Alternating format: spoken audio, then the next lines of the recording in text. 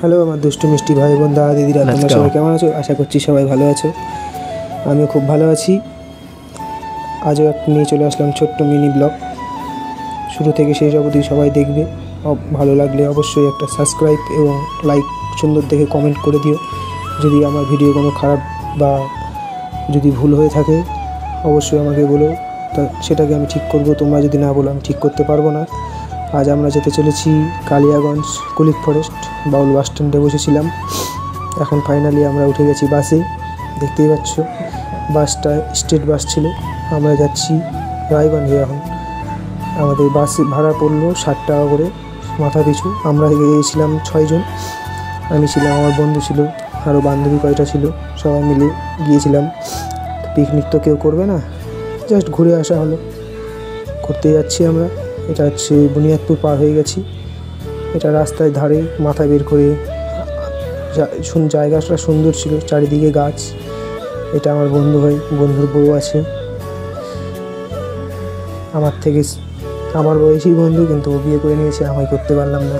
কপালে দুঃখ আছে, কিচ্ছু করার নেই, যেমন কপাল তেমনই হয়। আমরা কালিয়াগঞ্জ পার হয়ে গেছি।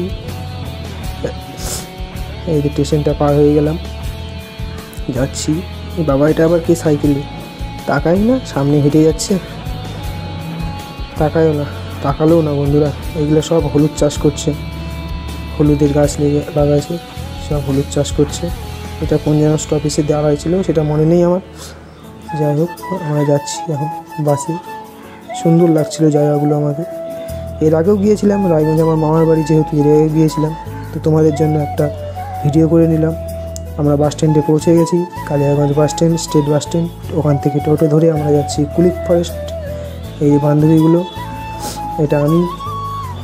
টোটো ড্রাইভারটা খুব ভালো ছিল, আমাদের ভাড়া কম নিয়েছে, মাথা প্রতি 20 টাকা করে নিয়েছে বাস স্ট্যান্ড থেকে, স্টেট বাস স্ট্যান্ড থেকে। সামনে দেখতে পাচ্ছ এই জঙ্গলগুলো, এটাই হচ্ছে কুলিক ফরেস্ট। সবথেকে ভালো জায়গা, দারুণ। ভিতরে গেলে আরও ভালো লাগবে, সাথে থাকো। এই দেখো কুলিক ফরেস্টের গেট। আমরা এখন যাই, টিকিটটা কেটে নিই ফটাফট। টিকিট তো আগে ছিল 40 টাকা, এখন আমাদের কাছে যে কত নেবে জানি না। টিকিটটা কেটে নিলাম।